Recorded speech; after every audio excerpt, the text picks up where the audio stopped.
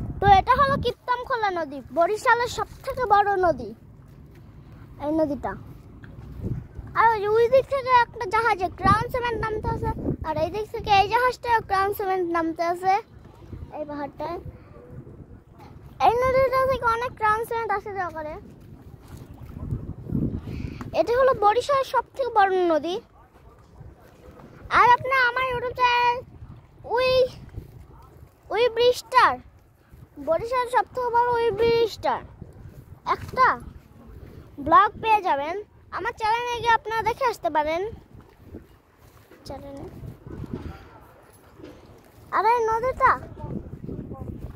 অনেক বেশি পানি। এই নদীটায়